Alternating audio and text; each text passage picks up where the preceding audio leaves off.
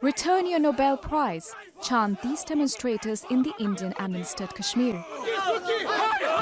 They are defying a curfew to protest against Myanmar's leader Aung San Suu Kyi and her country's treatment of Rohingya Muslims.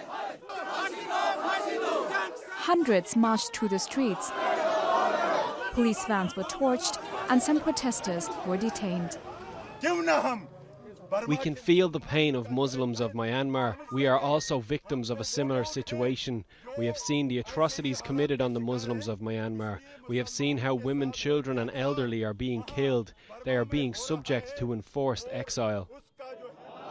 Solidarity marches were also held in the cities of Lucknow and Chennai.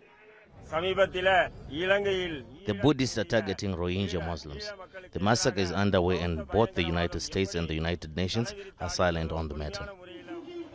While there's anger on India's streets against Myanmar, the Indian government has a plan to deport about 40,000 Rohingya refugees as part of a wider strategy to crack down on illegal immigration.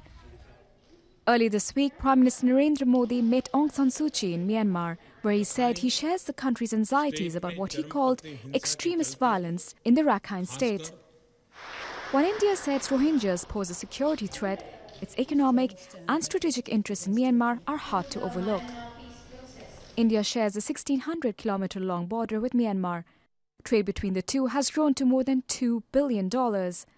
It's also building a port and waterways project in the Rakhine state.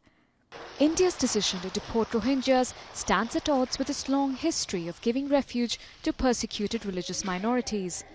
Thousands of Tibetans, including their spiritual leader, the Dalai Lama, have called India their home for decades.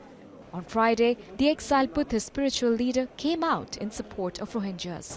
Those people, you see, who sort of harassing some Muslim, then they should remember Buddha. I think such circumstances, Buddha helping, definitely help to those poor Muslim. So still I feel that.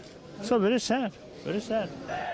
While public sympathy for Rohingyas grows, their fate in India is now locked in the country's top court. It's hearing a petition against their deportation.